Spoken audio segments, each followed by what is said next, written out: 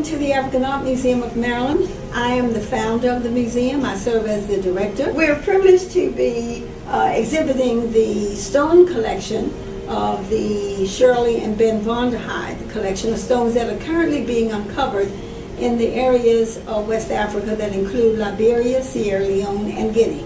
Please enjoy. The reaction to the stone exhibit has been absolutely fantastic and highly, as far as I'm concerned, unpredictable.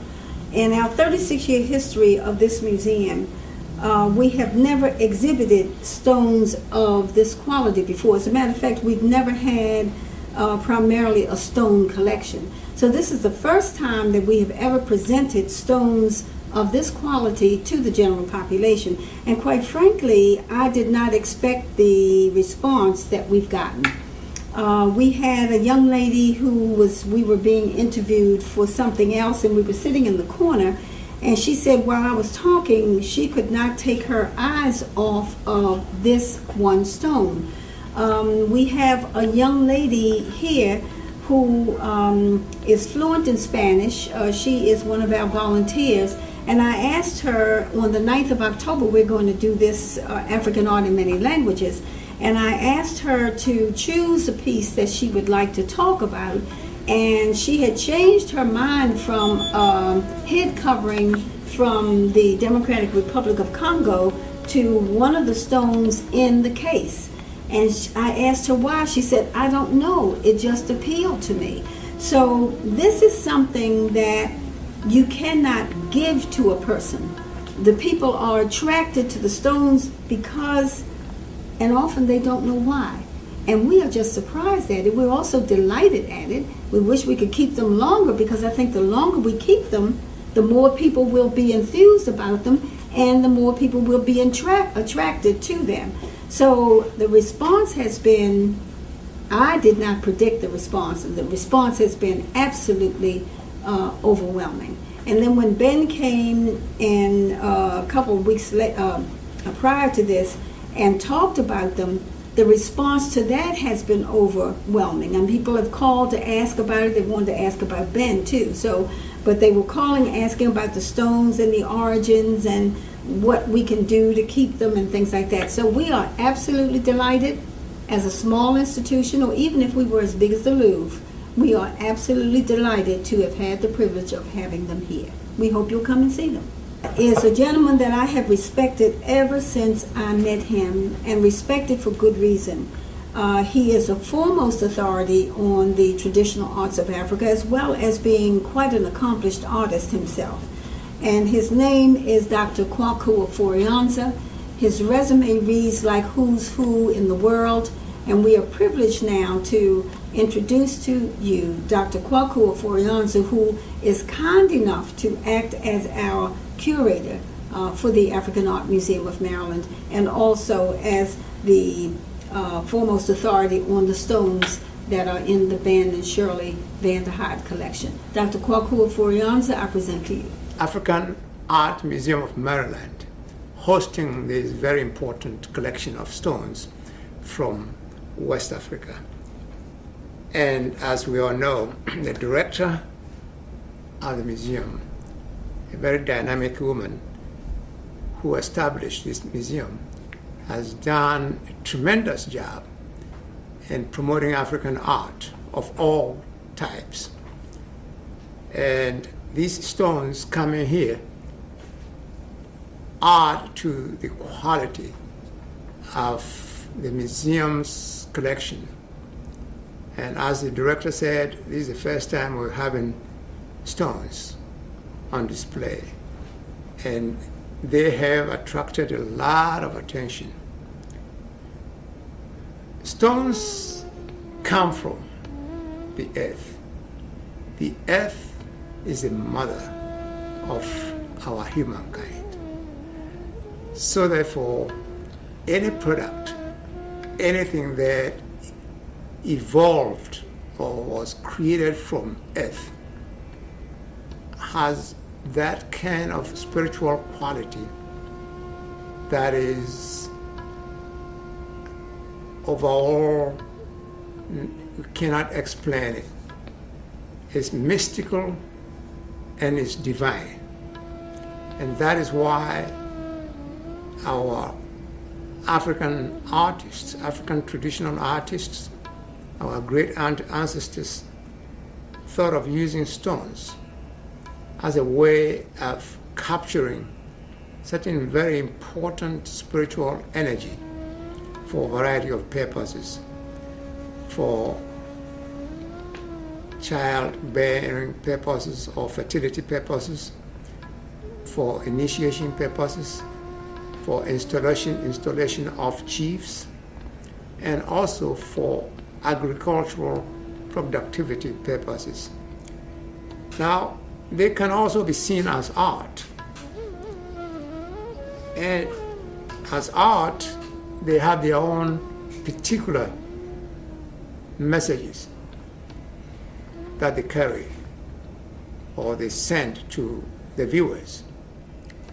Said, quote, "I cannot take my eyes off it," is a manifestation of the very mystical aspect of the artwork. If this particular one, as it is, has very stylized features and also minimized features. The nose is not quite clear, the mouth is not quite defined, the ears are not quite defined, the eyes are not even there. It's just a bit of a hole there. But they represent that mystical aspect of the human life. If they were to be very clearly defined, then they become too simplistic,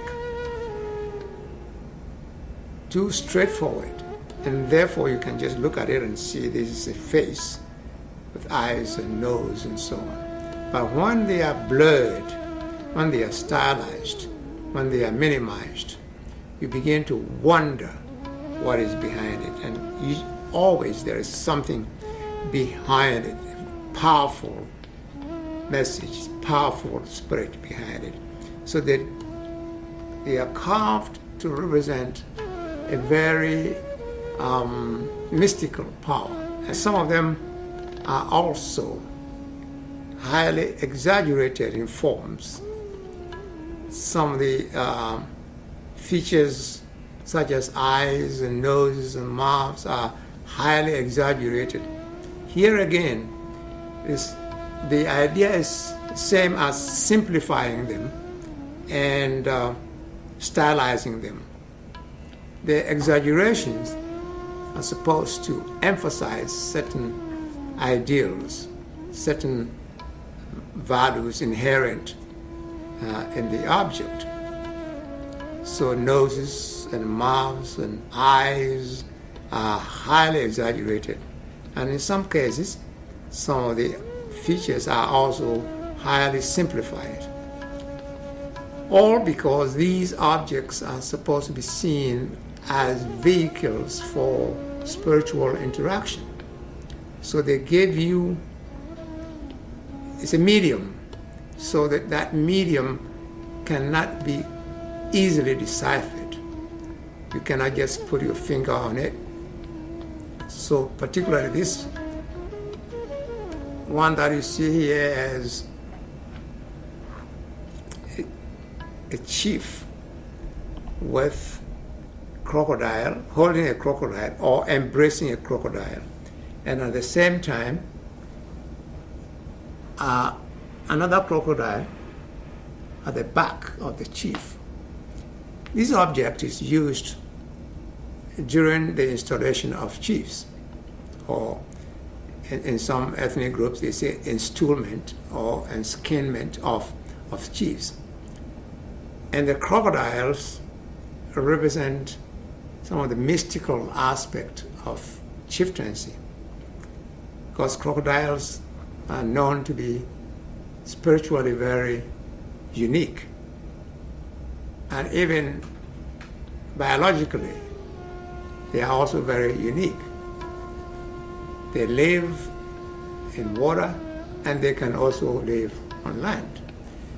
So a chief being installed with these crocodiles, one at the back, one in the front, is being infused with certain mystical powers, very much like the powers that the crocodile has. And therefore, after a chief has been installed, it is assumed, it is believed that these mystical powers have been transferred to the chief to make him more powerful, to be able to deal with the challenges of leadership in the societies. Also possible that some of these works still contained the spiritual energy for which they were created. But there will be some people hundreds of years from now who'll be curious about these pieces, who'll be trying to find out about these pieces. And so the documentation of them is so crucial, because they're going to be here when all the rest of us are gone, because they're stone and they last forever. A mother and a child, a mother embracing a child, and a symbol of the love and the warmth that this mother is passing to the baby. So that the idea of nurturing, the idea of a bond between mother and child is being expressed here visually. And these will be used in rituals and ceremonies that relate to fertility and procreation, to ensure that mothers are reminded about the importance of affection and love for their offspring. These will be used for fertility purposes. Here again you can see the crocodile. The crocodile is being used also as a symbol of the spirit of protection. Now, some of the objects of stones that represent fertility or are used for fertility, not only limited to female fertility, but also male fertility. You can see this particular one that shows a female figure, a male figure, so to speak, with all its exaggerations and distortions of forms and so on. But what is pronounced here is the male organ of the figure, and therefore it simply tells us that this particular one was also used in connection with male procreation or male fertility, because men also have a need for fertility. In some cultures, the men have their own particular or special rituals and ceremonies to help men who are not able to father children. They symbolize fertility. It does not necessarily mean that they're pregnant, but it's a permanent, a perpetual symbol to denote the idea of fertility. So it kind of freezes the whole concept of fertility by showing images of pregnancy. And of course, you cannot have a baby without being pregnant. Right. So they are all inherent in the idea, the intention or the purpose of the artwork. Fertility, procreation, nurturing, affection, and continuity of the generation. Exaggerations of forms, distortions of forms, simplifications of forms. So the stylistic elements are kind of applicable to all these artworks, regardless of their functions.